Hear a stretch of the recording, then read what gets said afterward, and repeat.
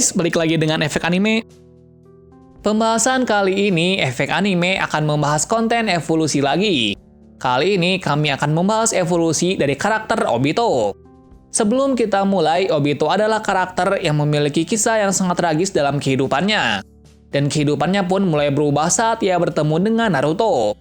Tapi sebelum kita menuju topik utama, jangan lupa untuk klik tombol subscribe dan juga tombol loncengnya agar selalu mendapatkan update seputar informasi anime dari kami. Dan berikut evolusi Uchiha Obito dari dulu hingga sekarang versi Efek Anime. Tahapan pertama. Pada tahapan pertama, kita mulai dari Obito yang sudah menjadi Genin. Pada saat menjadi Genin, Obito belum bisa membangkitkan mata Sharingan. Meskipun begitu, ia masih mempunyai kemampuan lainnya. Untuk itu, ia berlatih keras agar bisa menjadi kuat. Nah, motivasi dari Obito untuk menjadi kuat ialah ingin menjadi Hokage. Selain itu, ia juga tidak ingin kalah dari rivalnya, yaitu Kakashi. Kesimpulannya, pada saat menjadi Genin, kekuatan dari Obito hanyalah serangan fisik. Namun pada saat itu juga, ia sudah menguasai jurus api. Dengan adanya jurus tersebut, kemungkinan suatu saat potensi dirinya akan muncul. Tahapan kedua. Tahapan kedua saat Obito telah membangkitkan mata Sharingan, di mana ia membangkitkan mata Sharingan saat ia melihat Kakashi terluka akibat melindunginya. Dalam tahapan kali ini, Obito pun bisa menguasai kekuatan Sharingan secara singkat. Itu terlihat saat ia berhasil membunuh orang yang telah melukai Kakashi. Bersamaan dengan itu juga, Obito gugur dalam misi tersebut. Tahapan ketiga.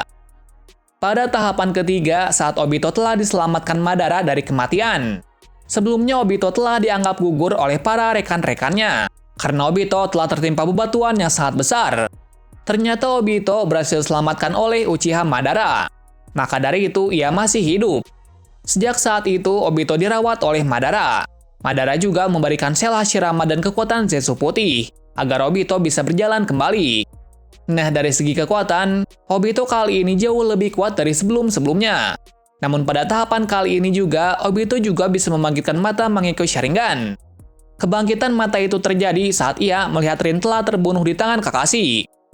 Setelah kebangkitan dari mata tersebut, Obito pun mempunyai kekuatan baru, yaitu ia bisa membuat dirinya tertembus oleh serangan musuh. Tepatnya, kemampuan itu bernama Kamui. Dengan kebangkitan mata Mangekyo Sharingan ditambah kekuatan dari sel Hashirama membuat Obito pada tahapan kali ini cukup kuat. Itu terbukti saat ia bisa menghabisi pasukan Iwagakure sendirian. Tahapan keempat. Tahapan keempat kali ini Obito telah membuang identitas sebenarnya, dan ia mengganti namanya dengan Uchiha Madara.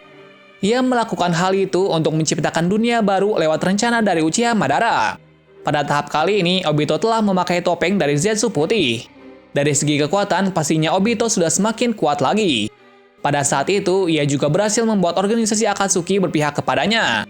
Jadi mulai dari sini, Obito bukan kuat dalam kekuatannya saja, namun pemikirannya juga cerdas. Itu terbukti saat ia telah menghasut kelompok Akatsuki untuk berada di pihaknya. Tahapan kelima. Pada tahapan kelima ini, Obito memakai topeng bergaris. Nah, dalam tahap ini, kekuatan Obito lebih kuat lagi dibanding sebelumnya. Itu terbukti saat keberhasilannya mendapatkan Kyuubi dari tubuh Kushina. Pada saat yang sama pula, ia membuat sisi Konoha hancur dengan memanggil Kyuubi yang didapatkannya. Jadi pada tahap ini, Obito sudah bisa mengendalikan Kyuubi. Bukan hanya itu saja, ia pun hampir saja mengimbangi kekuatan dari Minato. Namun sayangnya, Minato di sini terlalu kuat baginya. Di saat melawan Minato, kekuatan Kamui-nya lebih kuat lagi. Bisa dibilang, Obito dalam tahap ini sudah di tingkat Chunin. Tahap ini pun berlanjut sampai Tobi tumbuh menjadi dewasa, di mana ia bertempat tinggal di dekat Konoha. Akan tetapi, tidak ada seorang pun yang mengetahuinya kecuali Itachi. Pada tahap ini juga, Tobi berulah pada saat pembantaian klan Uchiha karena Itachi meminta bantuannya. Dan sebagai gantinya, Itachi harus bergabung ke dalam kelompoknya. Di tahap ini, kemampuan yang terlihat hanya itu saja. Tahap ke-6. Pada tahap kali ini, Tobi memulai rencananya yaitu Mugen Tsukiyomi, di mana kali ini ia menyamar sebagai Tobi di kelompok Akatsuki. Namun para anggota Akatsuki lainnya tidak mengetahuinya kecuali Itachi. Dalam mode sebagai Tobi, perilaku Obito persis seperti masa kecilnya, yang mana dirinya suka ceroboh dan melawak. Jadi bisa dibilang kali ini Tobi memakai sikap aslinya. Dari segi kekuatan mungkin sama saja, namun ia dalam mode ini tidak menggunakan kekuatan aslinya. Pada saat itu juga, Tobi merekrut orang-orang yang setujuan dengannya. Dan alhasil, ia menemukan orang-orang yang kuat. Lalu ia pun memulai rencananya di mana ia menyuruh ketua Akatsuki yang bernama Pain untuk menangkap semua biju. Namun sayangnya ia tidak berhasil menangkap Naruto, karena di sini Nagato malah mengkhianatinya. Nah, sifat kejamnya mulai muncul lagi saat ia akan mendeklarasikan perang melawan Kage. Bersama itu juga, Tobi sedikit menghasut Sasuke untuk keperluannya. Bicara kekuatan, kali ini Tobi sangatlah kuat. Itu terbukti saat ia berhasil membunuh Konan. Pada saat itu, ia berhasil membunuh Konan dengan kekuatan mata Izanagi. Jadi sekarang Tobi sudah setingkat dengan Uchiha Madara. Tahap ketujuh. Pada tahapan ketujuh ini bisa dikatakan bahwa Obito sudah mulai pada intinya, di mana ia beraliansi dengan Kabuto, karena di sini Kabuto mengetahui identitasnya. Bukan hanya itu saja, karena Kabuto juga mempunyai kekuatan yang mematikan yaitu Jutsu Edo Tensei. Berkat hal itu, Obito mau beraliansi. Pada tahap ini penampilan Tobi pun berubah, di mana ia memakai topeng berwarna putih. Selain itu, ia juga mempunyai mata Rinnegan. Ia mendapatkan mata tersebut dari Nagato. Setelah semua persiapan telah selesai, ia pun mulai menyerang dengan jutaan Zetsu putih untuk mengacaukan aliansi Shinobi.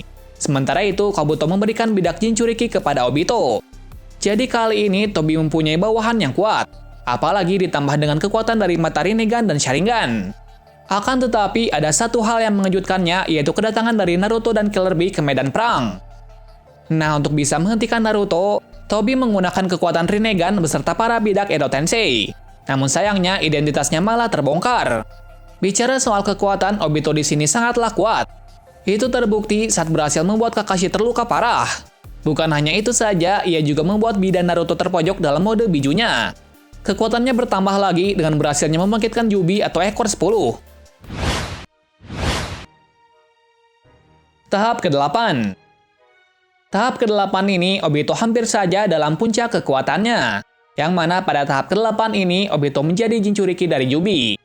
Ia berhasil mendapatkan kekuatan itu saat ia menyerap kekuatan Yubi secara paksa.